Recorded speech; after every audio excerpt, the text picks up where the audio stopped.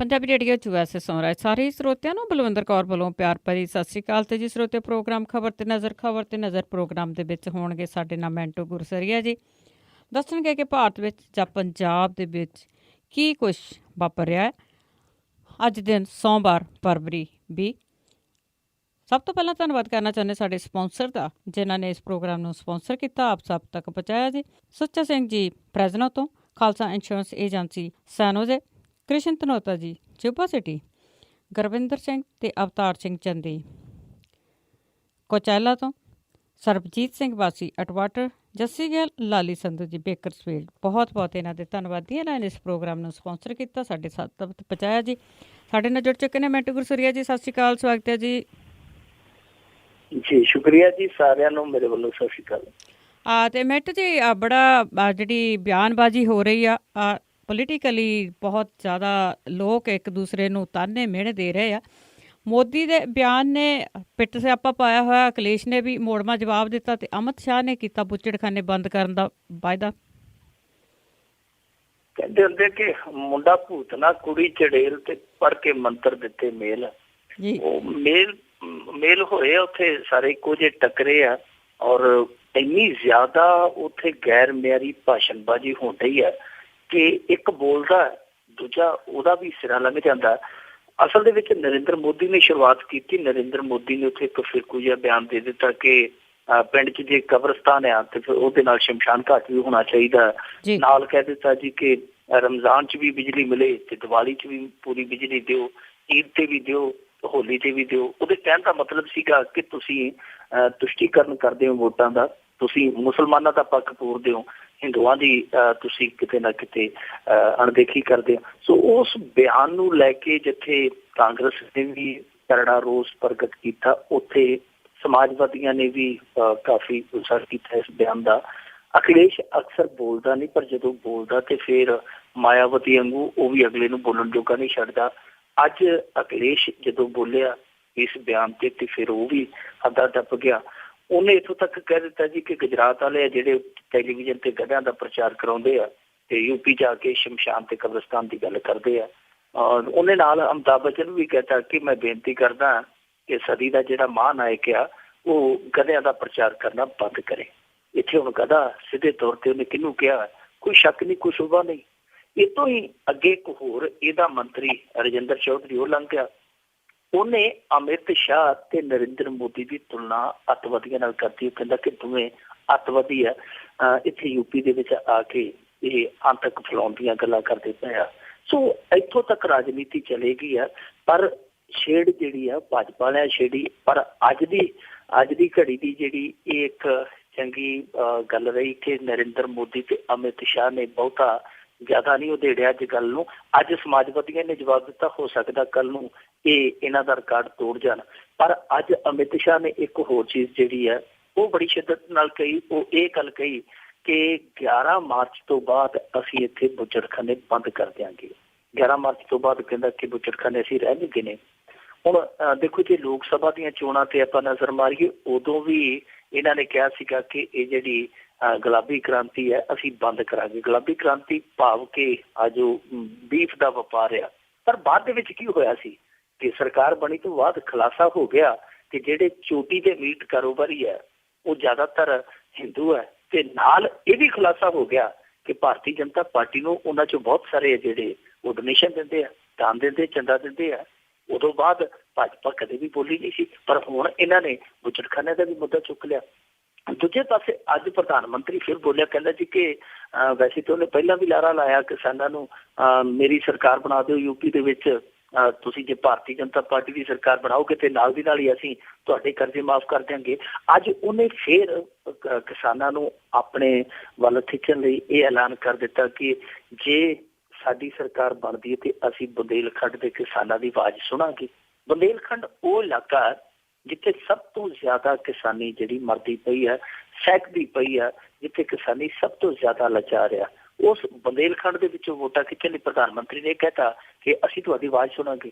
ਹੁਣ ਜੇ ਸੋਚੋ ਕਿ ਕੱਲ ਨੂੰ ਸਰਕਾਰ ਉੱਥੇ ਭਾਰਤੀ ਜਨਤਾ ਪਾਰਟੀ ਦੀ ਨਹੀਂ ਬਣਦੀ ਤੇ ਕੀ ਤੁਸੀਂ ਬੁੰਦੇਲਖੰਡ ਦੇ ਕਿਸਾਨਾਂ ਨੂੰ ਮਰਨ ਲਈ ਛੱਡ ਦਿਓਗੇ, ਮੌਤ ਦੇ ਕੇ ਛੱਡ ਦਿਓਗੇ?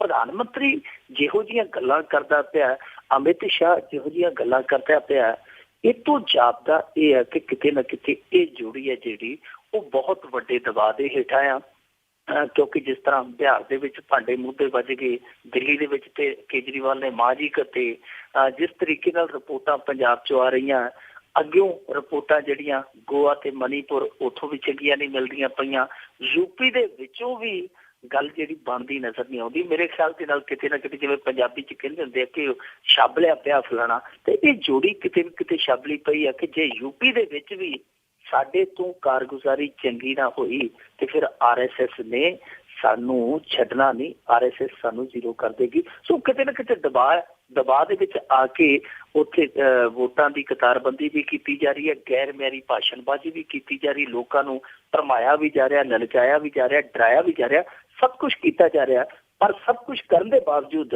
ਉਹ ਕੁਛ ਨਹੀਂ ਹੋ ਰਿਹਾ ਜੋ ਕੁਛ ਇਹ ਜੋੜੀ ਚਾਹੁੰਦੀ ਹੈ। ਜੀ ਜੋੜੀ ਕਰ ਤੇ ਬਹੁਤ ਕੁਛ ਰਹੀ ਆ, ਪਰ ਗੱਲ ਨਹੀਂ ਬਣ ਰਹੀ। ਤੇ ਅੱਗੇ ਆਪਾਂ SYL ਦੇ ਮੁੱਦੇ ਦੀ ਗੱਲ ਕਰਦੇ ਹਾਂ। ਉਸ ਤੇ ਪੰਜਾਬ ਨੇ ਸੁਪਰੀਮ ਕੋਰਟ 'ਚ ਜਵਾਬ ਦਾਖਲ ਕੀਤਾ।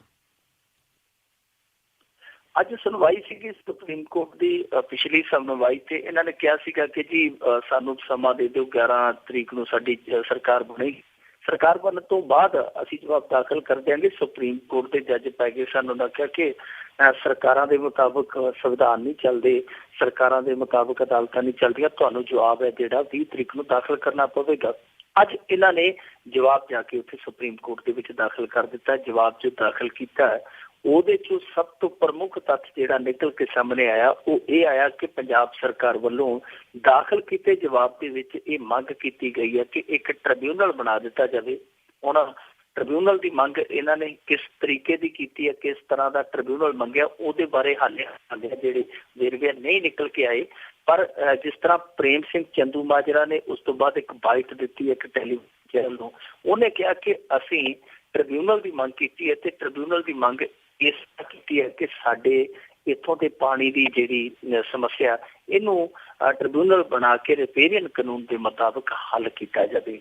ਹੁਣ ਪ੍ਰੇਮ ਸਿੰਘ ਚੰਦੂਮਾਜਰੇ ਦੇ ਕਹਿਣ ਦੇ ਮੁਤਾਬਕ ਜੇ ਆਪਾਂ ਇਸ ਚੀਜ਼ ਨੂੰ, ਇਸ ਤੱਥ ਨੂੰ ਸਹੀ ਮੰਨ ਲਈਏ ਕਿ ਜਿਹੜਾ ਇਹਨਾਂ ਨੇ ਜਵਾਬ ਦਾਖਲ ਕੀਤਾ ਟ੍ਰਿਬਿਊਨਲ ਇਹਨਾਂ ਨੇ ਮੰਗਿਆ, ਤਾਂ ਇਹ ਟ੍ਰਿਬਿਊਨਲ ਦੀ ਮੰਗ ਹੈ ਜਿਹੜੀ ਉਹ ਕਿਤੇ ਨਾ ਕਿਤੇ ਦਰਸਾਉਂਦੀ ਹੈ ਕਿ ਪੰਜਾਬ ਸਰਕਾਰ ਹੈ ਜਿਹੜੀ ਉਹ ਕਿੱਥੇ ਸਟੈਂਡ ਕਰਦੀ ਹੈ। ਕਿਉਂਕਿ ਟ੍ਰਿਬਿਊਨਲ ਪਹਿਲਾਂ ਵੀ ਬਣਿਆ ਸੀ, ਇਰਾਂਡੀ ਟ੍ਰਿਬਿਊਨਲ ਬਣਿਆ ਹੋਇਆ, ਉਹਦਾ ਅਵਾਰਡ ਸੀਗਾ ਜਿਹੜਾ ਉਹ ਇਹਨਾਂ ਨੇ ਰੱਦ ਦਿੱਤਾ, ਉਹਨੂੰ ਚੈਲੰਜ ਕੀਤਾ ਗਿਆ ਕੋਰਟ ਦੇ ਵਿੱਚ। ਜੇ ਟ੍ਰਿਬਿਊਨਲ ਦਾ ਹੀ ਫੈਸਲਾ ਮੰਨਣਾ ਹੁੰਦਾ ਤੇ ਉਹਦੇ ਮੰਨ ਲੈਂਦੇ, ਉਦੋਂ ਕਿਉਂ ਮੰਨਿਆ? ਪਰ ਜੇ ਹੁਣ ਟ੍ਰਿਬਿਊਨਲ ਦੀ ਇਹਨਾਂ ਨੇ ਮੰਗ ਕੀਤੀ ਹੈ ਤੇ ਇਹਦੇ ਵਿੱਚ ਵੀ ਇੱਕ ਇਹਦਾ ਤਰਕ ਆ ਉਹ ਗਲਤ ਜਾਂਦਾ। ਉਹ ਇਹ ਹੈ ਕਿ ਟ੍ਰਿਬਿਊਨਲ ਦੀ ਜਿਹੜੀ ਮੰਗ ਆ ਉਹ ਵੰਡ ਨੂੰ ਲੈ ਕੇ ਹੋ ਸਕਦੀ ਹੈ, ਕਿਉਂਕਿ ਟ੍ਰਿਬਿਊਨਲ ਉਦੋਂ ਹੀ ਬਣਦੇ ਆ ਜਦੋਂ ਪਾਣੀ ਦੀ ਵੰਡ ਲਈ ਦੋਨੇ ਸਟੇਟਾਂ ਰਾਜੀ ਹੋਣ। ਟ੍ਰਿਬਿਊਨਲ ਜੇ ਬਣੇਗਾ ਤੇ ਉਹ ਪਾਣੀ ਦੀ ਵੰਡ ਨੂੰ ਲੈ ਕੇ ਬਣੇਗਾ, ਇਹਦਾ ਮਤਲਬ ਹੈ ਕਿ ਹਿੱਸੇਦਾਰੀ ਤੇ ਉਹਨਾਂ ਦੀ ਰੱਖੀ ਬੈਠੇ ਆ। ਦੂਜੀ ਗੱਲ ਇਹ ਕਿ ਜੇ ਟ੍ਰਿਬਿਊਨਲ ਬਣੇਗਾ ਤੇ ਫਿਰ ਗਾਂ ਇਹ ਅਪੀਲ ਦਲੀਲ ਨਹੀਂ ਕਰ ਸਕਦੇ, ਜਿਵੇਂ ਅੱਜ ਤੱਕ ਇਹ ਅਪੀਲ ਦਲੀਲਾਂ ਕਰਕੇ ਇਸ ਕੇਸ ਨੂੰ ਲਮਕਾਈ ਆਇਆ, ਫਿਰ ਇੱਕ ਪਾਸਾ ਹੋ ਜਾਣਾ। ਟ੍ਰਿਬਿਊਨਲ ਜੇ ਇਹਨਾਂ ਨੇ ਮੰਗਣਾ ਹੀ ਤੇ ਇੱਥੋਂ ਤੱਕ ਗਏ ਕਿਉਂ?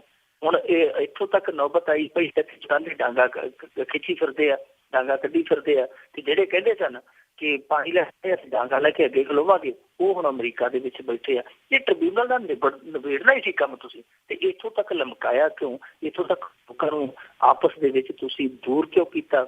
ਸੋ ਇਹ ਟ੍ਰਿਬਿਊਨਲ ਵਾਲੀ ਮੰਗ ਹੈ ਜਿਹੜੀ ਉਹ ਚਰਚਾ ਦਾ ਵਿਸ਼ਾ ਬਣੀ ਪਈ ਹੈ। ਪਾਣੀ ਦੇ ਮਾਹਰ ਹੈ ਜਿਹੜੇ ਉਹ ਇਸ ਗੱਲ ਨੂੰ ਬਿਲਕੁਲ ਇੱਕ ਤਰ੍ਹਾਂ ਨਾਲ ਕਹਿੰਦੇ ਕਿ ਹਾਰੀ ਹੋਈ ਬਾਜ਼ੀ ਆ। ਇਹਨਾਂ ਨੂੰ ਇਹ ਜਵਾਬ ਦੇਣ ਦੀ ਥਾਂ ਤੇ ਕਿ ਟ੍ਰਿਬਿਊਨਲ ਦੀ ਮੰਗ ਜਿਹੜੀ ਅਸੀਂ ਰੱਖਦੇ ਹਾਂ ਉਹਦੀ ਥਾਂ ਤੇ ਇਹਨਾਂ ਨੂੰ ਕੋਈ ਹੋਰ ਉੱਥੇ ਤਰਕ, ਕੋਈ ਹੋਰ ਠੋਸ ਦਲੀਲ ਪੇਸ਼ ਕਰਨੀ ਚਾਹੀਦੀ ਸੀ, ਜੋ ਇਹ ਨਹੀਂ ਕਰ ਸਕੇ। ਇਹਦੇ ਵਿੱਚ ਹੁਣ ਅੱਗੇ ਪਤਾ ਨਹੀਂ ਕੀ ਬਣਨਾ, ਕਾਨੂੰਨੀ ਲੜਾਈ ਦੇ ਵਿੱਚ ਕਿਹੜਾ ਕਰਵਟ ਹੈ ਜਿਹੜਾ ਉਹ ਆਉਣਾ। ਪਰ ਹਾਲ ਦੀ ਘੜੀ ਇੱਥੇ ਚਟਾਲੇ ਆ ਜਿਹੜੇ ਉਹਨਾਂ ਦੇ ਐਲਾਨ ਨੇ ਸਾਹ ਸੁੱਤੇ ਪਏ ਆ। ਇੱਕ ਪਾਸੇ ਉਹ ਕਹਿੰਦੇ ਕਿ ਅਸੀਂ ਨਹਿਰ ਪੁੱਟਣ ਆਉਣੀ ਹੈ, ਦੂਜੇ ਪਾਸੇ ਇੱਥੇ ਪੰਜਾਬ ਦੇ ਵਿੱਚੋਂ ਕੁਛ ਬੰਦੇ ਆ ਉਹ ਕਹਿੰਦੇ ਅਸੀਂ ਨਹਿਰ ਪੂਰਨੀ ਆ, ਉਹ ਪੁੱਟਣਗੇ ਅਸੀਂ ਪੂਰਾਂਗੇ, ਪਰ ਵਿਚਾਲੇ ਪੁਲਿਸ ਖੜੀ ਆ, ਸੁਪਰੀਮ ਕੋਰਟ ਦਾ ਹੁਕਮ ਖੜਾ, ਸਾਰੇ ਪਾਸੇ ਨਿਗਾਹ ਲੱਗੀਆਂ ਨੇ ਕਿ ਕੋਈ ਹੋਣੀ ਨਾ ਵਾਪਰ ਜਾਵੇ। ਦੂਜੇ ਪਾਸੇ ਜੇ ਗੱਲ ਕਰੀਏ ਕਿ ਉਸ ਇਲਾਕੇ ਦੇ ਵਿੱਚ ਜਿਹੜਾ ਹਰਿਆਣੇ ਦੇ ਨਾਲ ਲੱਗਦਾ ਉਹਨੂੰ ਸੀਲ ਕਰ ਦਿੱਤਾ ਗਿਆ। 20 ਕੰਪਨੀਆਂ ਇਹਨਾਂ ਨੇ ਮੰਗੀਆਂ ਸਨ, ਉਹ ਵੀ ਮੇਰੇ ਖਿਆਲ ਦੇ ਨਾਲ ਅੱਜ ਪਹੁੰਚ ਜਾਣਗੀਆਂ। ਹਾਲਾਤ ਹੈ ਜਿਹੜੇ ਇੱਥੇ ਕੁੱਲ ਮਿਲਾ ਕੇ ਖਿਚਾਅ ਵਾਲੇ ਆ, ਸਟ੍ਰੈਸਫੁਲ ਆ ਉਸ ਇਲਾਕੇ ਦੇ ਵਿੱਚ, ਖਾਸ ਤੌਰ ਤੇ ਕਪੂਰੀ, ਰਾਜਪੁਰਾ, ਪਟਿਆਲਾ, ਇਹਨਾਂ ਇਲਾਕਿਆਂ ਦੇ ਵਿੱਚ ਕਾਫੀ ਜ਼ਿਆਦਾ ਸਹਿਮ ਆ, ਇਹ ਕਾਫੀ ਜ਼ਿਆਦਾ ਖਿਚਾ ਆ। ਹੁਣ ਅੱਗੇ ਜਾ ਕੇ ਪਤਾ ਨਹੀਂ ਕੀ ਬਣਨਾ, ਪਰ ਹਾਲ ਦੀ ਘੜੀ ਜਿਸ ਤਰ੍ਹਾਂ ਦੀ ਉੱਥੇ ਇਹਨਾਂ ਨੇ ਅੱਜ ਜਵਾਬਦੇਹੀ ਦਾਇਰ ਕੀਤੀ ਹੈ, ਜਿਸ ਤਰੀਕੇ ਦਾ ਇਹ ਸਭ ਕੁਛ ਵਾਪਰਦਾ ਪਿਆ, ਰਾਜਸੀ ਘਟਨਾਕ੍ਰਮ ਜਾਂ ਕਾਨੂੰਨੀ ਦਾਅ ਪੇਚ ਜਿਹੜੇ ਚੱਲਦੇ ਪਏ, ਉਹਦੇ ਤੋਂ ਇੱਕ ਚੀਜ਼ ਜਿਹੜੀ ਹੈ ਸਾਫ਼ ਹੁੰਦੀ ਹੈ। ਜਿਵੇਂ ਸਾਡੇ ਇੱਥੇ ਕਹਿੰਦੇ ਹੁੰਦੇ ਆ ਨਾ ਕਿ ਲੱਕੜ ਭਾਵੇਂ ਵਿੰਗੀ ਹੋਵੇ ਤੇ ਤਰਖਾਣ ਸਿੱਧਾ ਚਾਹੀਦਾ, ਪਰ ਇੱਥੇ ਇਹ ਹੈ ਕਿ ਲੱਕੜ ਤੇ ਸਿੱਧੀ ਹੈ ਪਰ ਤਰਖਾਣਾਂ ਦੇ ਵਿੱਚ ਵਿੰਗ ਵਲਾਮੇ ਬਹੁਤ ਆ। ਇਹ ਲੋਕ ਕਿਸੇ ਪਾਸੇ ਗੱਲ ਲੱਗਣ ਨਹੀਂ ਦੇਣਗੇ, ਕਿਸੇ ਪਾਸੇ ਨਿਬੜ ਨਹੀਂ ਦੇਣਗੇ। ਇਹਨਾਂ ਲੋਕਾਂ ਨੇ ਹੱਥੀਂ ਪਹਿਲਾਂ ਤੇ ਹਰਿਆਣਾ ਬਣਵਾ ਦਿੱਤਾ, ਬਿਨਾਂ ਮੰਗਿਆ ਉਹਨਾਂ ਨੂੰ ਮੋਤੀ ਦੇ ਦਿੱਤੇ। ਮੁੜ ਕੇ ਪਾਣੀ ਦਾ ਜਿਹੜਾ ਐਸਾ ਰੇੜਕਾ ਪਿਆ ਕਿ ਉਹ ਰੇੜਕਾ ਨਿਬੜਨ ਦੀ ਥਾਂ ਤੇ ਵਿਗੜਦਾ ਹੀ ਜਾਂਦਾ। ਇਸ ਵਿਗੜੇ ਹੋਏ ਮੁੱਦੇ ਨੇ ਗਾਂਹ ਜਾ ਕੇ ਕਿੱਥੇ ਸੁਲਝਣਾ ਕੋਈ ਨਹੀਂ ਦੱਸ ਪਾ ਰਿਹਾ। ਪਰ ਜਿਹੜੇ ਮਾਹਰ ਹੈ ਉਹ ਇੱਕ ਗੱਲ ਜ਼ੋਰ ਦੇ ਕੇ ਕਹਿ ਰਹੇ ਆ ਕਿ ਦੇਖੋ ਹਾਲੇ ਵੀ ਜਿਹੜਾ 2004 ਵਾਲਾ ਕੈਪਟਨ ਅਮਰਿੰਦਰ ਸਿੰਘ ਦਾ ਬਣਾਇਆ ਹੋਇਆ ਐਕਟ ਸੀਗਾ ਉਹ ਹੋਣ ਦੇ ਵਿੱਚ ਆ।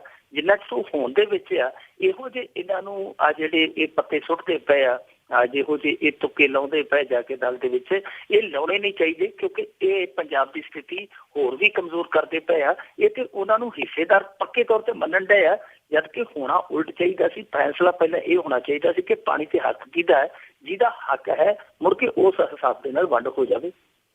ਜੀ ਬਿਲਕੁਲ, ਤੁਸੀਂ ਚਟਾਲਿਆਂ ਦੀ ਗੱਲ ਕੀਤੀ ਹੈ। ਇਸ ਤਰ੍ਹਾਂ ਲੱਗਦਾ ਕਿ ਚਟਾਲਿਆਂ ਦੇ ਵਿੱਚ ਵੀ ਉਹਨਾਂ ਦੇ ਪੱਗ ਵੱਟ ਭਰਾ ਹੀ ਬੋਲਦੇ ਆ, ਹੋਰ ਕੁਛ ਨਹੀਂ, ਪੰਜਾਬ ਦਾ ਮਾਹੌਲ ਖਰਾਬ ਕਰਨ ਲਈ। ਅੱਗੇ ਆਪਾਂ ਛੱਤੀਸਗੜ੍ਹ ਵਿੱਚ ਵਾਪਰੀ ਨਸਬੰਦੀ ਦੇ ਮੁੱਖ ਦੋਸ਼ੀ ਦੀ ਗੱਲ ਕਰੀਏ ਕਿ ਉਸਨੂੰ ਹਾਈ ਕੋਰਟ ਨੇ ਫਾਰਗ ਕੀਤਾ। ਇਹ ਛੱਤੀਸਗੜ੍ਹ ਦੇ ਵਿੱਚ ਇੱਕ ਬਹੁਤ ਵੱਡੀ ਤਰਾਸਦੀ ਹੋਈ ਸੀ ਕਿ 2014 ਦੇ ਵਿੱਚ ਬਿਲਾਸਪੁਰ ਦੇ ਪੰਡਾਰੀ ਤੇ ਪੈਂਡਰਾ ਸਰਕਾਰੀ ਨਸਬੰਦੀ ਕੈਂਪ ਦੇ ਵਿੱਚ 137 ਬੀਬੀਆਂ ਦਾ ਆਪਰੇਸ਼ਨ ਹੋਇਆ ਸੀ, ਜਿਹਦੇ ਚ 13 ਮਰ ਗਈਆਂ ਸਨ, 5 ਹੋਰ ਮੌਤਾਂ ਹੋਈਆਂ ਸੀ। ਕੁੱਲ ਉੱਥੇ 18 ਮੌਤਾਂ ਹੋਈਆਂ ਸਨ। ਦੇਸ਼ ਦੇ ਵਿੱਚ ਉਦੋਂ ਤਰਥੱਲੀ ਮਚ ਗਈ ਸੀ। ਪਰ ਉਸ ਮਾਮਲੇ ਦੇ ਵਿੱਚ ਜਿਹੜਾ ਸਭ ਤੋਂ ਵੱਡਾ ਦੋਸ਼ੀ ਬਣਾਇਆ ਗਿਆ ਸੀਗਾ ਉਸ ਸਮੇਂ ਡਾਕਟਰ R.K. ਗੁਪਤਾ, ਜਿਹਨੇ 137 ਚੋਂ ਇਕੱਲੇ ਦੇ 83 ਆਪਰੇਸ਼ਨ ਕਰਤੇ ਸੀ 1.5 ਘੰਟੇ 2 ਘੰਟਿਆਂ ਦੇ ਵਿੱਚ। ਉਸ ਡਾਕਟਰ ਨੂੰ ਹਾਈ ਕੋਰਟ ਨੇ ਇਸ ਕੇਸ ਦੇ ਵਿੱਚੋਂ ਫਾਰਗ ਕਰ ਦਿੱਤਾ ਕਿ ਉਹਨੂੰ ਹੁਕਮ ਦਿੱਤੇ ਆ ਕਿ ਡਾਕਟਰ ਨੂੰ ਇਸ ਕੇਸ ਤੇ ਚਲਾਨ ਚੋਂ ਬਾਹਰ ਕਰ ਦਿੱਤਾ ਜਾਵੇ, ਯਾਨੀ ਇਹਦਾ ਨਾਂ ਹੈ ਜਿਹੜਾ ਦੋਸ਼ ਪੱਤਰ ਜਿਹਨੂੰ ਕਹਿ ਦਿੰਦੇ ਆ, ਉਸ ਚਲਾਨ ਦੇ ਵਿੱਚੋਂ ਬਾਹਰ ਕੱਢ ਦਿੱਤਾ ਜਾਵੇ। ਇਹਦਾ ਮਤਲਬ ਹੈ ਕਿ ਇੱਕ ਮੁੱਖ ਦੋਸ਼ੀ ਹੈ ਜਿਹੜਾ ਉਹ ਨਿਕਲ ਗਿਆ। R.K. ਗੁਪਤਾ ਨਿਕਲਿਆ ਕਿਵੇਂ, ਇਹ ਵੀ ਇੱਕ ਸਟੋਰੀ ਦਿਲਚਸਪ ਆ। ਦੇਖੋ, ਪਹਿਲਾਂ ਸਭ ਤੋਂ ਜਿਹੜੀ ਰਿਪੋਰਟ ਆਈ ਪੋਸਟਮਾਰਟਮ ਦੀ, ਜਿੰਨਾ ਬੀਬੀਆਂ ਦੀ ਮੌਤ ਹੋਈ ਉਹਨਾਂ ਦੇ ਵਿਸਰਿਆਂ ਦੀ ਜਿਹੜੀ ਰਿਪੋਰਟ ਆਈ, ਉਹਦੇ 'ਚ ਇਹ ਪੁਸ਼ਟੀ ਹੋਈ ਕਿ ਇਹਨਾਂ ਮੌਤਾਂ ਦਾ ਕਾਰਨ ਜਿਹੜਾ ਸੀ ਉਹ ਇਨਫੈਕਸ਼ਨ ਹੈ। ਔਰ ਇਨਫੈਕਸ਼ਨ ਜਿਨ੍ਹਾਂ ਔਜ਼ਾਰਾਂ ਦੇ ਨਾਲ ਨਸਬੰਦੀ ਕੀਤੀ ਗਈ ਉਹਨਾਂ ਨੂੰ ਸਾਫ਼ ਨਾ ਕਰਨ ਕਰਕੇ ਇਹ ਇਨਫੈਕਸ਼ਨ ਜਿਹੜੀ ਹੈ ਫੈਲੀ ਹੈ, ਉਹ ਮੌਤ ਦਾ ਕਾਰਨ ਦੱਸਿਆ ਗਿਆ। ਉਸ ਤੋਂ ਬਾਅਦ ਕੀ ਹੁੰਦਾ ਹੈ ਕਿ ਇਸ ਕੇਸ ਦੇ ਵਿੱਚ ਡਾਕਟਰ R.K. ਗੁਪਤਾ ਨੂੰ ਗ੍ਰਿਫਤਾਰ ਕਰ ਲਿਆ ਜਾਂਦਾ ਹੈ। ਪਰ ਉਸ ਤੋਂ ਬਾਅਦ ਉਹਨੀ ਮੋੜ ਉਦੋਂ ਆਉਂਦਾ ਜਦੋਂ ਛੱਤੀਸਗੜ੍ਹ ਦਾ ਸਿਹਤ ਸੈਕਟਰੀ ਹੈ, ਜਿਹੜਾ ਸਿਹਤ ਵਿਭਾਗ ਦਾ ਸੈਕਟਰੀ ਹੈ, ਉਹ ਜਾ ਕੇ ਇਹ ਦਾਅਵਾ ਕਰ ਦਿੰਦਾ ਜੀ ਕਿ ਦੇਖੋ ਅਸੀਂ ਇੱਕ ਜਾਂਚ ਕਰਵਾਈ ਹੈ, ਜਾਂਚ ਦੇ ਵਿੱਚ ਇਹ ਸਾਹਮਣੇ ਆ ਰਿਹਾ ਜੀ ਕਿ ਔਜ਼ਾਰਾਂ ਦਾ ਕੋਈ ਉਹਦੇ 'ਚ ਕਸੂਰ ਨਹੀਂ। ਅਸਲ ਦੇ ਵਿੱਚ ਜਿਹੜੀ ਦਵਾਈ ਦਿੱਤੀ ਗਈ ਸੀ, ਦਵਾਈ ਦੇ ਵਿੱਚ ਜ਼ਹਿਰੀਲੇ ਅੰਸ਼ ਆ, ਇਸ ਕਰਕੇ ਇਹ ਮੌਤਾਂ ਜਿਹੜੀਆਂ ਹੋਈਆਂ। ਸੋ ਹਾਈ ਕੋਰਟ ਨੇ ਉਸੇ ਜਾਂਚ ਨੂੰ ਉਸੇ ਦਾਅਵੇ ਦਾ ਬਣਾ ਕੇ ਇਹ ਗੱਲ ਕਹੀ ਕਿ ਜੇ ਦਵਾਈ ਦਾ ਕਸੂਰ ਹੈ ਤਾਂ ਫਿਰ ਉੱਥੇ ਡਾਕਟਰ ਨੂੰ ਦੋਸ਼ੀ ਕਿਵੇਂ ਬਣਾਇਆ ਜਾ ਸਕਦਾ। ਸੋ ਉਹਨਾਂ ਨੇ ਕਹਿਤਾ ਕਿ ਇਹਨੂੰ ਫਰਕ ਕਰੋ, ਪਰ ਅਸਲ ਦੇ ਵਿੱਚ ਉਹ ਬਿਲਕੁਲ ਫਰੇਬ ਸੀ, ਕਪਟ ਸੀ। ਉਹ ਇੱਕ ਚਾਲ ਜਿਹਦੇ ਚ ਕਾਨੂੰਨ ਵੀ ਉਲਝ ਗਿਆ, ਜੱਜ ਵੀ ਉਲਝ ਗਿਆ, ਸਾਰੇ ਉਲਝ ਗਏ। ਅਸਲ ਦੇ ਵਿੱਚ ਜਿਸ ਇੰਸਟੀਚਿਊਟ ਦੀ ਉਹਨੇ ਗੱਲ ਕੀਤੀ ਕਿ ਜੀ ਉਸ ਇੰਸਟੀਚਿਊਟ ਦੀ ਜਾਂਚ ਪੜਤਾਲ ਆ, ਉਹਦੇ ਬਿਨਾਂ ਤੇ ਇਹ ਗੱਲ ਕਹਿ ਰਹੇ ਆ ਕਿ ਦਵਾਈਆਂ ਦੇ ਵਿੱਚ ਜ਼ਹਿਰੀਲੇ ਅੰਸ਼ ਸੀ। ਉਸੇ ਇੰਸਟੀਚਿਊਟ ਆਪਾਂ ਇੰਸਟੀਚਿਊਟ ਆਫ ਇਮਿਊਨੋਲੋਜੀ ਕਹਿੰਦੇ ਹਾਂ, ਉਹਨੇ ਆਪ ਹੀ ਪੁਸ਼ਟੀ ਕਰ ਦਿੱਤੀ ਕਿ ਸਾਡੇ ਇੱਥੇ ਕੋਈ ਇਸ ਤਰ੍ਹਾਂ ਦੀ ਪੜਤਾਲ ਜਿਹੜੀ ਉਹ ਕੀਤੀ ਨਹੀਂ ਗਈ। ਦੇਖੋ ਕਿੱਡਾ ਵੱਡਾ ਝੂਠ ਆ। ਇਸ ਤੋਂ ਇਲਾਵਾ ਅੱਗੇ ਜਿਹੜਾ Chhattisgarh state forensic science laboratory ਹੈ, ਉਹਨਾਂ ਦਾ ਕੀ ਕਹਿਣਾ? ਉਹ ਕਹਿੰਦੇ ਆ ਕਿ ਅਸੀਂ ਜੋ ਵਿਸਰੇ ਦੀ ਪੜਤਾਲ ਕੀਤੀ, ਜੋ ਵਿਸਰੇ ਦੀ ਜਾਂਚ ਕੀਤੀ, ਫੋਰੈਂਸਿਕ ਜਿੰਨੀ ਵੀ ਸਾਡੇ ਕੋਲ ਜਾਂਚ ਪੜਤਾਲ ਹੋਈ ਹੈ, ਉਹਦੇ 'ਚ ਕਿਤੇ ਵੀ ਵਿਸਰੇ 'ਚ ਜ਼ਹਿਰੀਲੇ ਅੰਸ਼ ਜਿਹੜੇ ਨਹੀਂ ਪਾਏ ਗਏ। ਹੁਣ ਦੇਖੋ, ਫੋਰੈਂਸਿਕ ਜਾਂਚ ਦੇ ਵਿੱਚ ਇਹ ਗੱਲ ਸਾਹਮਣੇ ਆ ਰਹੀ ਹੈ ਕਿ ਸਰੀਰ ਦੇ ਵਿੱਚ ਕਿਤੇ ਵੀ ਜ਼ਹਿਰ ਨਹੀਂ ਸੀ। ਇਹਦਾ ਮਤਲਬ ਕਿ ਦਵਾਈਆਂ ਜ਼ਹਿਰੀਲੀਆਂ ਨਹੀਂ ਸਨ, ਪਰ ਉੱਥੇ ਜਾ ਕੇ ਇਹ ਦਾਅਵਾ ਪੇਸ਼ ਕਰ ਦਿੱਤਾ ਗਿਆ ਨਹੀਂ ਜੀ ਜ਼ਹਿਰੀਲੀਆਂ ਸੀ ਦਵਾਈਆਂ, ਦਵਾਈਆਂ ਦੇ ਜ਼ਹਿਰ ਕਰਕੇ ਮੌਤਾਂ ਹੋਈਆਂ। ਉਸੇ ਬਿਨਾਂ ਤੇ ਡਾਕਟਰ ਹੈ ਜਿਹੜਾ ਉਹ ਛੋਟ ਪ੍ਰਾਪਤ ਕਰ ਗਿਆ। ਪਰ ਅਸਲ ਦੇ ਵਿੱਚ ਕਹਾਣੀ ਹੈ ਜਿਹੜੀ ਉਹ ਉਲਟ ਸੀ। ਕਹਾਣੀ ਇਹ ਸੀਗੀ ਕਿ ਇਹ ਸਾਰੇ ਰਲੇ ਸਨ। ਡਾਕਟਰ ਕੇ ਫਸਦਾ ਸੀ ਕਿ ਉਹਨੇ ਕਿਹਾ ਕਿ ਮੈਂ ਦੂਜਿਆਂ ਨੂੰ ਵੀ ਫਸਾਊਂਗਾ, ਜਿਹੜੇ ਦੂਜੇ ਨਾਲ ਫਸ ਗਏ। ਇਸ ਕਰਕੇ ਡਾਕਟਰ ਦੇ ਪੇਚ ਢਿੱਲੇ ਕੀਤੇ ਗਏ, ਉਹ ਸਾਰੇ ਆਪਣਾ ਬਚਾਅ ਕਰਕੇ ਤੇ ਸੁੱਟੀ ਗਈ ਦਵਾਈ ਵਾਲੀ ਫਰਮ, ਜਿਹਨੂੰ ਬਾਅਦ ਦੇ ਵਿੱਚ ਸੀਲ ਵੀ ਕਰ ਦਿੱਤਾ ਗਿਆ, ਜਿਹਦੇ ਮੁਲਾਜ਼ਮ ਹੈ ਜਿਹੜੇ ਫੜ ਵੀ ਲਏ ਗਏ। ਪਰ ਇੱਥੇ ਇੱਕ ਸਵਾਲ ਖੜਾ ਹੁੰਦਾ ਜੋ ਸ਼ਾਇਦ ਮੇਰੇ ਖਿਆਲ ਦੇ ਨਾਲ ਵੱਡੇ ਵੱਡੇ ਜੱਜ ਆ ਜਿਹੜੇ ਉਹ ਵੀ ਮਿਸ ਕਰ ਗਏ, ਪਤਾ ਨਹੀਂ ਮਿਸ ਕਰ ਗਏ ਆ ਜਾਂ ਮਿਸ ਗਾਈਡ ਹੋ ਗਏ ਆ। ਕਿਉਂਕਿ ਦੇਖੋ ਜੇਕਰ ਕਸੂਰ ਦਵਾਈ ਦਾ ਵੀ ਨਹੀਂ, ਕਸੂਰ ਔਜ਼ਾਰਾਂ ਦਾ ਵੀ ਨਹੀਂ, ਤੇ ਕੀ ਉਹ 18 ਮੌਤਾਂ ਜਿਹੜੀਆਂ ਉਹ ਖੁਦਕੁਸ਼ੀਆਂ ਕਰਕੇ ਹੋਈਆਂ? ਕੋਈ ਤੇ ਵਜ੍ਹਾ ਰਹੀ ਹੈ ਨਾ, ਕਿਸੇ ਤੇ ਕਾਰਨ ਕਰਕੇ ਉਹ ਮਰੇ, ਤੋਂ ਚਾਹੇ ਇਨਫੈਕਸ਼ਨ ਕਰਕੇ ਮਰੇ, ਚਾਹੇ ਜ਼ਹਿਰੀਲੀ ਦਵਾਈ ਕਰਕੇ ਮਰੇ, ਕੁਛ ਪਤਾ ਤੇ ਹੋਵੇ। ਦੂਜੀ ਗੱਲ ਆ, ਜੇ ਦਵਾਈਆਂ ਦੇ ਵਿੱਚ ਜ਼ਹਿਰ ਆ ਤੇ ਫਿਰ ਉਹ ਜਿਵੇਂ ਕਹਿੰਦੇ ਕਿ ਸਿਪਰੋਸਿਨ ਦਵਾਈ ਦੇ ਵਿੱਚ ਚੂਹੇ ਮਾਰਨ ਵਾਲੀ ਦਵਾਈ ਦਾ ਅੰਸ਼ ਰਲ ਗਿਆ ਜੀ ਤਾਂ ਮੌਤਾਂ ਹੋਈਆਂ। ਉਹ ਸਿਪਰੋਸਿਨ ਕੱਲੀ ਇਸ ਹਸਪਤਾਲ ਦੇ ਵਿੱਚ ਤੇ ਆਈ ਨਹੀਂ ਹੋਊ, ਉਹ ਸਾਰੇ ਸਟੇਟ ਦੇ ਵਿੱਚ ਗਈ ਹੋਣੀ ਹੈ। ਜੇ ਉਹਦੇ 'ਚ ਜ਼ਹਿਰ ਸੀ ਤੇ ਫਿਰ ਸਟੇਟ ਦੇ ਦੂਜੇ ਲੋਕ ਇਹ ਜ਼ਹਿਰ ਕਿਵੇਂ ਖਾਈ ਗਏ, ਉਹ ਕਿਵੇਂ ਬਚ ਗਏ? ਇਸ ਸਵਾਲ ਦਾ ਕਿਤੋਂ ਵੀ ਜਵਾਬ ਨਹੀਂ ਮਿਲ ਰਿਹਾ। ਜੀ ਜੀ, ਬੜਾ ਕੁਛ ਹੁੰਦਾ ਹੈ ਇੱਥੇ ਜਿਸ ਦੇ ਜਵਾਬ ਨਹੀਂ ਬਹੁਤੀਆਂ ਗੱਲਾਂ ਦੇ। ਤੇ ਆਪਾਂ ਇੱਕ ਅੱਗੇ ਅਵਾਰਾ ਕੁੱਤਿਆਂ ਦੀ ਗੱਲ ਕਰਦੇ ਹਾਂ ਕਿ ਅਵਾਰਾ ਕੁੱਤਿਆਂ ਦੀਆਂ ਬੜੀਆਂ ਕਈ ਦਿਨਾਂ ਤੋਂ ਖਬਰਾਂ ਆ ਰਹੀਆਂ ਕਿ ਬੰਦਿਆਂ ਨੂੰ ਨੋਚ ਕੇ ਖਾ ਰਹੇ, ਕਿਤੇ ਬਜ਼ੁਰਗ ਖਾ ਲਿਆ, ਕਿਤੇ ਬੱਚਾ ਖਾ ਲਿਆ। ਕੀ ਇਸ ਦਾ ਕੋਈ ਪ੍ਰਬੰਧ ਨਹੀਂ ਹੋ ਸਕਦਾ? ਜੀ ਇਸ ਸਮੇਂ ਤੇ ਲੱਗਦਾ ਕਿ ਕੋਈ ਵੀ ਪ੍ਰਬੰਧ ਨਹੀਂ। ਪ੍ਰਬੰਧ ਸਿਰਫ ਤੇ ਸਿਰਫ ਆਪਣੇ ਪੱਧਰ ਤੇ ਕੀਤਾ ਜਾ ਸਕਦਾ ਹੈ ਕਿ ਜਿਵੇਂ ਅੱਗੇ ਅਸੀਂ ਦੇਖਦੇ ਹੁੰਦੇ ਸਾਂ, ਕੋਈ ਵੀ ਬਜ਼ੁਰਗ ਹੈ ਜਿਹੜਾ ਉਹ ਡਾਂਗ ਤੋਂ ਬਗੈਰ ਨਹੀਂ ਸੀ ਨਿਕਲਦਾ ਹੁੰਦਾ, ਤੇ ਅਸੀਂ ਸੋਚਦੇ ਹੁੰਦੇ ਸਾਂ ਕਿ ਹਰ ਟਾਈਮ ਡਾਂਗ ਕਾਤੋਂ ਤੇ ਜੇਬ ਦੇ ਵਿੱਚ ਚਾਕੂ ਕਾਤੋਂ ਰੱਖਦੇ ਆ। ਬਾਅਦ ਦੇ ਵਿੱਚ ਇਹਨਾਂ ਚੀਜ਼ਾਂ ਦਾ ਪਤਾ ਲੱਗਿਆ ਕਿ ਉਹ ਡਾਂਗ ਕਾਤੋਂ ਰੱਖਦੇ ਸਨ, ਚਾਕੂ ਕਾਤੋਂ ਰੱਖਦੇ ਸਨ। ਤੇ ਮੇਰੇ ਖਿਆਲ ਦੇ ਨਾਲ ਉਹੀ ਦੌਰ ਆ ਜਾਣਾ ਕਿ ਹੁਣ ਡਾਂਗ ਤੋਂ ਬਗੈਰ ਬਾਹਰ ਨਿਕਲਿਆ ਨਹੀਂ ਜਾਇਆ ਕਰਨਾ। ਕਿਉਂਕਿ ਜਿਸ ਤਰੀਕੇ ਦੇ ਹਾਲਾਤ ਬਣਦੇ ਪਏ ਪੰਜਾਬ ਦੇ ਵਿੱਚ, ਇਹ ਖਬਰਾਂ ਆ ਰਹੀਆਂ, ਉਹ ਤੋਂ ਇਸ ਤਰ੍ਹਾਂ ਹੀ ਲੱਗਦਾ ਹੈ ਕਿ ਕੋਈ ਵੀ ਬੰਦਾ ਰਾਤ ਬਰਾਤੇ ਜਿਹੜਾ ਇਕੱਲੇ ਤੌਰ ਤੇ ਜਾਂਦਾ ਉਹ ਸੁਰੱਖਿਅਤ ਨਹੀਂ ਹੈ। ਸੁਰੱਖਿਅਤ ਬੰਦਿਆਂ ਵੱਲੋਂ ਭਾਵੇਂ ਹੋਵੇ, ਬੰਦੇ ਦਾ ਡਰ ਭਾਵੇਂ ਬਿਲਕੁਲ ਨਾ ਹੋਵੇ, ਬੰਦਾ ਬੰਦੇ ਦਾ ਕਿਤੇ ਵੀ ਨੁਕਸਾਨ ਨਾ ਕਰਦਾ ਹੋਵੇ, ਪਰ ਕੁੱਤਿਆਂ ਦਾ ਕੋਈ ਵਸਾ ਨਹੀਂ, ਕੁੱਤਿਆਂ ਦਾ ਕੋਈ ਭਰੋਸਾ ਨਹੀਂ, ਕਿੱਥੇ ਉਹਨਾਂ ਨੇ ਜਾਨ ਦਾ ਖੌਫ ਬਣ ਜਾਣਾ। ਅੱਜ ਵੀ ਖਬਰ ਆ ਗਈ ਹੈ ਗੋਇੰਦਵਾਲ ਸਾਹਿਬ, ਜਿੱਥੇ ਬਹੁਤ ਤਗੜਾ ਗੁਰਦੁਆਰਾ ਹੈ, ਉਸ ਗੁਰਦੁਆਰੇ ਦੇ ਨਜ਼ਦੀਕ ਇੱਕ ਥੋੜਾ ਜਿਹਾ ਦਿਮਾਗੋਂ ਕਮਜ਼ੋਰ ਵਿਅਕਤੀ ਉੱਥੇ ਰਹਿੰਦਾ ਸੀਗਾ, ਰੋਟੀ ਪਾਣੀ ਖਾ ਛੱਡਦਾ ਸੀ, ਉੱਥੇ ਸੌ ਜਾਂਦਾ ਸੀਗਾ। ਦੱਸਦੇ ਕਿ ਕੱਲ ਕੁੱਤਿਆਂ ਨੇ ਉਹਨੂੰ ਘੇਰ ਲਿਆ, ਦਿਨ ਦੀ ਗੱਲ ਆ, ਬਹੁਤ ਬੁਰੀ ਤਰ੍ਹਾਂ ਨੋਚਿਆ, ਔਰ ਲੋਕਾਂ ਨੇ ਜਦੋਂ ਜਾ ਕੇ ਵੇਖਿਆ ਉਦੋਂ ਵੀ ਨੋਚ ਰਹੇ ਸਨ। ਜਦੋਂ ਲੋਕਾਂ ਨੇ ਜਾ ਕੇ ਤੇ ਭੱਜ ਕੇ ਛਡਾਇਆ, ਉਦੋਂ ਤੱਕ ਉਹਦੀ ਮੌਤ ਹੋ ਚੁੱਕੀ ਸੀ। ਸੇਮ ਡੇ ਕੱਲ ਉਸੇ ਸਮੇਂ ਥੋੜਾ ਜਿਹਾ ਫਰਕ ਸੀਗਾ, ਬਾਅਦ ਦੁਪਹਿਰ ਪਟਿਆਲੇ ਜ਼ਿਲ੍ਹੇ ਦੇ ਇੱਕ ਪਿੰਡ ਦੇ ਵਿੱਚ ਵੀ ਇਸ ਤਰ੍ਹਾਂ ਦੀ ਘਟਨਾ ਵਾਪਰੀ ਹੈ। ਉੱਥੇ ਇੱਕ ਬੱਚਾ ਰਫਾ ਹਜ਼ਰਤ ਲਈ ਜਾਂਦਾ ਪਿਆ ਸੀ ਖੇਤ ਦੇ ਵਿੱਚ। ਖੇਤ ਦੇ ਰਾਹ ਦੇ ਵਿੱਚੋਂ ਕੁੱਤੇ ਉਹਨੂੰ ਪਏ ਤੇ ਕੁੱਤੇ ਧੂ ਕੇ ਲੈ ਗਏ ਆ ਖੇਤ ਦੇ ਅੰਦਰ। ਉੱਥੇ ਕੋਈ ਬੰਦਾ ਜਿਹੜਾ ਪਾਸੇ ਵਿਹਦਾ ਪਿਆ ਸੀ, ਉਹਨੇ ਰੌਲਾ ਪਾਇਆ, ਪਿੰਡ ਵਾਲੇ ਭੱਜ ਕੇ ਗਏ। ਹਾਲਾਂਕਿ ਉਸ ਮੁੰਡੇ ਨੂੰ ਬਚਾ ਕੇ ਲਿਆ ਗਿਆ, ਪਰ ਕੁੱਤਿਆਂ ਨੇ ਉਦੋਂ ਤੱਕ ਉਹਨੂੰ ਬੁਰੀ ਤਰ੍ਹਾਂ ਚੀਰ ਪਾੜ ਦਿੱਤਾ ਸੀ, ਬਹੁਤ ਬੁਰੀ ਤਰ੍ਹਾਂ ਨੋਚ ਦਿੱਤਾ। ਇਹ ਕੱਲ ਦੀਆਂ ਘਟਨਾਵਾਂ ਨੇ, ਇੱਕੋ ਦਿਨ ਦੀਆਂ ਦੋ ਘਟਨਾਵਾਂ ਨੇ। ਇਸ ਤੋਂ ਪਹਿਲਾਂ ਕੈਰੋਵਾਲ ਪਿੰਡ ਦੇ ਵਿੱਚ ਤਰਨਤਾਰਨ ਦੇ ਲਾਗੇ ਮੁੰਡਾ ਜਿਹੜਾ ਮਾਰ ਕੱਟਿਆ। ਉਸ ਤੋਂ ਪਹਿਲਾਂ 2 ਦਿਨ ਪਹਿਲਾਂ ਇੱਕ ਬਜ਼ੁਰਗ ਨੂੰ ਡਾਰੂੜੀ ਦੇ ਕੁੱਤਿਆਂ ਨੇ ਮਾਰ ਕੱਟਿਆ। ਇਸ ਤਰ੍ਹਾਂ ਦੀਆਂ ਬਹੁਤ ਸਾਰੀਆਂ ਘਟਨਾਵਾਂ ਵਾਪਰਦੀਆਂ ਪਈਆਂ, ਪਰ ਪਹੁੰਚੋਂ ਕਿ ਸਵਾਲ ਉੱਥੇ ਆ ਕੇ ਖੜ ਜਾਂਦਾ ਕਿ ਇਹਨਾਂ ਦਾ ਹੱਲ ਕੀ ਹੈ। ਹੱਲ ਹਾਲ ਦੀ ਘੜੀ ਕਿਤੇ ਨਹੀਂ ਲੱਭਦਾ ਨਜ਼ਰ ਆਉਂਦਾ। ਉੱਤੋਂ ਇਹ ਆંકੜਾ ਜ਼ਰੂਰ ਸਾਨੂੰ ਦੇ ਜਾਂਦਾ ਕਿ ਜੀ ਪੂਰੇ ਭਾਰਤ ਦੇ ਵਿੱਚ 4 ਕਰੋੜ, ਲਗਭਗ 4 ਕਰੋੜ ਅਵਾਰਾ ਕੁੱਤੇ, ਤੇ ਜਿਹਦੇ ਚੋਂ 4 ਤੋਂ 5 ਲੱਖ ਕੁੱਤੇ ਜਿਹੜੇ ਉਹ ਪੰਜਾਬ ਦੇ ਵਿੱਚ ਭੌਂਦੇ ਫਿਰਦੇ ਆ। ਇਹ ਕੁੱਤੇ ਕਾਹਦੇ ਆ? ਇਹ ਤੇ ਬੰਬ ਬਣ ਗਏ ਆ, ਪਤਾ ਹੀ ਨਹੀਂ ਇਹਨਾਂ ਨੇ ਕਿੱਥੇ ਚੱਲ ਜਾਣਾ, ਕਿੱਥੇ ਜਾਣ ਦਾ ਖੌਫ ਬਣ ਜਾਣਾ।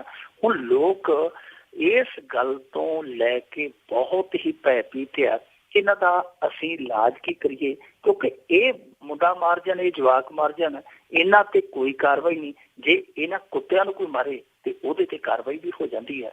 ਸੋ ਲੋਕ ਬੇਸਮਝ ਹੋਏ ਪਏ ਆ। ਲੋਕ ਬਿਲਕੁਲ ਮੈਂ ਕਹਾਂਗਾ ਕਿ ਦੁਬਿਧਾ ਦਾ ਸ਼ਿਕਾਰ ਹੋਏ ਪਿਆ ਕਿ ਕਰੀਏ ਤੇ ਕਰੀਏ ਕੀ। ਨਾ ਤੇ ਪੰਚਾਇਤਾਂ, ਨਾ ਹੀ ਪ੍ਰਸ਼ਾਸਨ, ਨਾ ਹੀ ਕੋਈ MP MLA, ਨਾ ਹੀ ਕੋਈ ਮੰਤਰੀ ਇਸ ਪਾਸੇ ਕੋਈ ਸੋਚਦਾ ਹੀ ਨਹੀਂ ਪਿਆ, ਕੋਈ ਵਿਚਾਰਦਾ ਹੀ ਨਹੀਂ ਪਿਆ।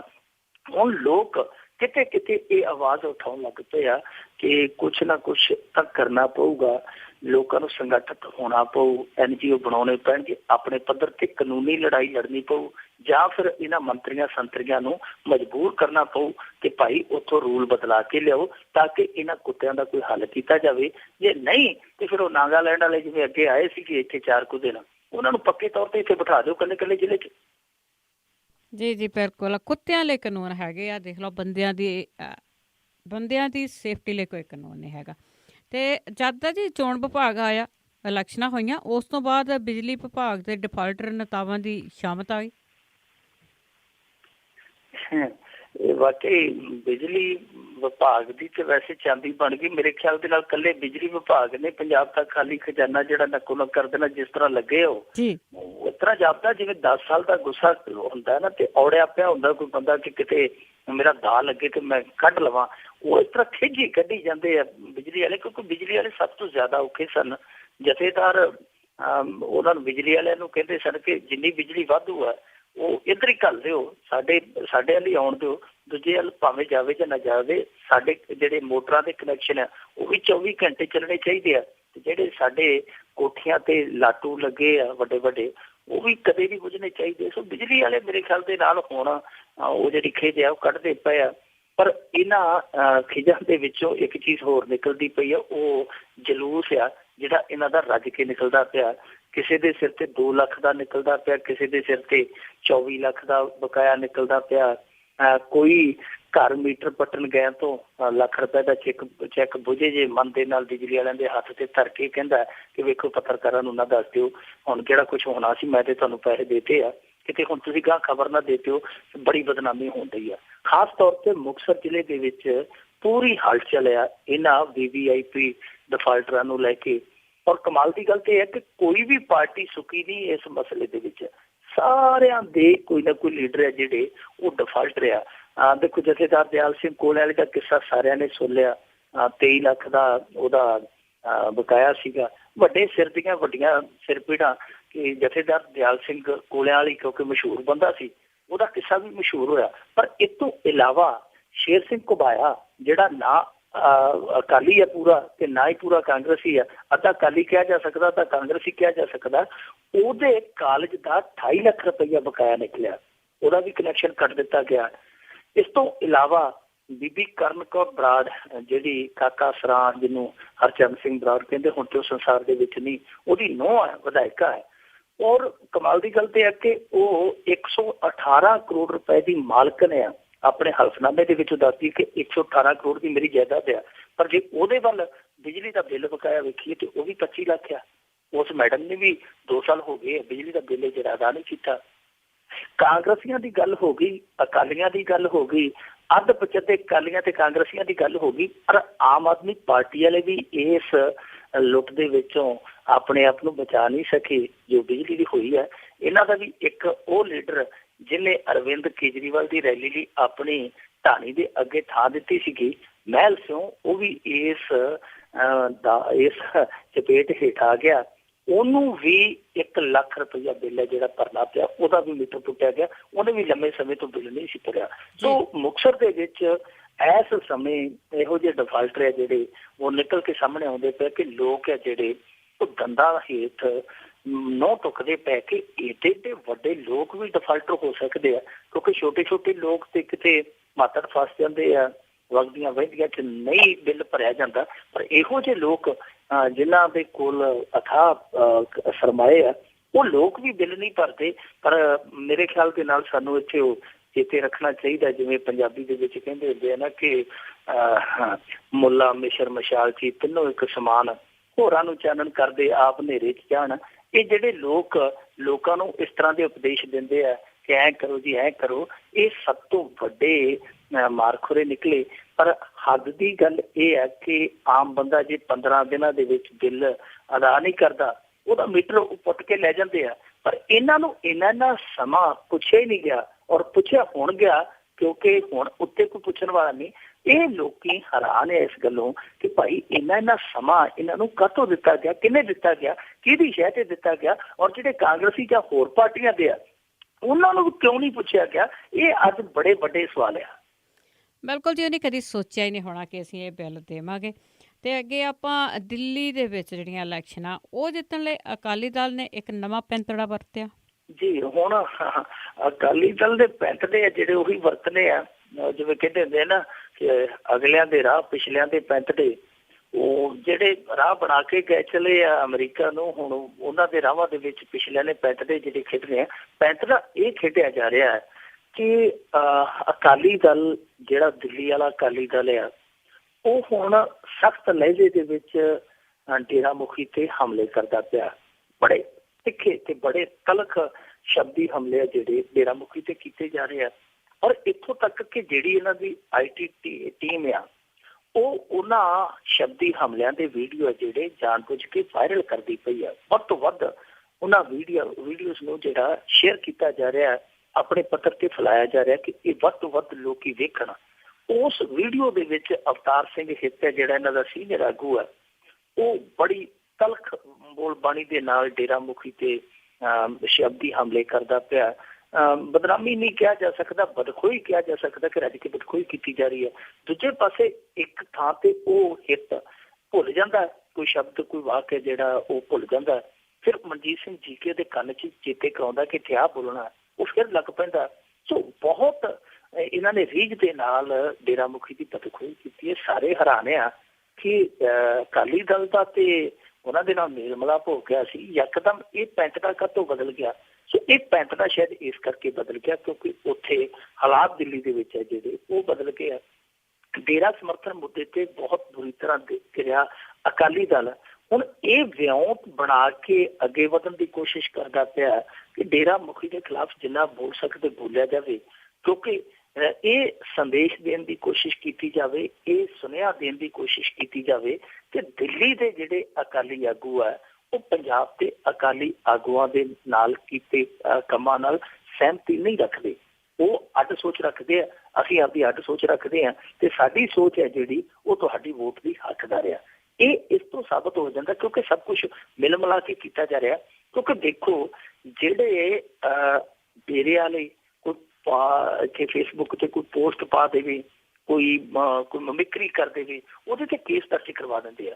ਪਰ ਜਦੋਂ ਇਹ ਵੀਡੀਓ ਵਾਇਰਲ ਹੋਇਆ, ਇਹਨਾਂ ਦੇ ਜਿਹੜੇ ਹੈਗੇ ਨੇ ਤਰਜਮਾਨ ਅਦਿੱਤਿਆ ਇੰਸਾ, ਉਹਨੂੰ ਪੁੱਛਿਆ ਗਿਆ ਕਿ ਭਾਈ ਤੁਹਾਡੇ ਤੇ ਇਹ ਏਡੇ ਅਕਾਲੀ ਸ਼ਬਦੀ ਹਮਲੇ ਕਰੀ ਜਾਂਦੇ ਆ, ਤਿੱਖੀ ਬੋਲਬਾਣੀ ਤੁਹਾਡੇ ਖਿਲਾਫ ਬੋਲੀ ਜਾ ਰਹੀ ਹੈ, ਤੁਸੀਂ ਇਹਨਾਂ ਦੇ ਖਿਲਾਫ ਕਿਉਂ ਕਾਰਵਾਈ ਨਹੀਂ ਕਰਦੇ? ਤੇ ਉਹਦਾ ਜਵਾਬ ਸੀ, ਕਹਿੰਦਾ ਜੀ ਅਸੀਂ ਕੀ ਲੈਣਾ, ਜ਼ਬਾਨ ਇਹਨਾਂ ਦੀ ਕਰੀ ਜਾਣ ਕਰਦੀ, ਅਸੀਂ ਕੀ ਕਰਦਾ, ਅਸੀਂ ਕੀ ਲੈਣਾ, ਕੋਈ ਗੱਲ ਨਹੀਂ, ਆਪੇ ਬੋਲ ਕੇ ਹਟ ਜਾਣਗੇ। ਸੋ ਇਹ ਇਸ ਤਰ੍ਹਾਂ ਦਾ ਜਿਹੜਾ ਇਹਨਾਂ ਦਾ ਰਿਐਕਸ਼ਨ ਸੀਗਾ ਉਹ ਸਾਰਿਆਂ ਨੂੰ ਸ਼ੱਕ ਪਾ ਗਿਆ ਕਿ ਕਿਤੇ ਇਹ ਵੀ ਤੇ ਖੇਡ ਜਿਹੜੀ ਹੈ ਕਿਤੇ ਨਹੀਂ ਖੇਡੀ ਜਾ ਰਹੀ।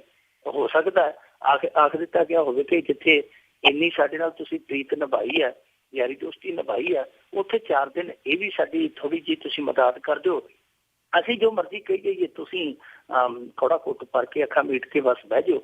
4 ਦਿਨਾਂ ਬਾਅਦ ਫਿਰ ਲੋਕੀ ਭੁੱਲ ਭੁਲਾ ਜਾਣਗੇ, ਫਿਰ ਉਹੋ ਜਿਹੇ ਹਾਲਾਤ ਹੋ ਜਾਣਗੇ।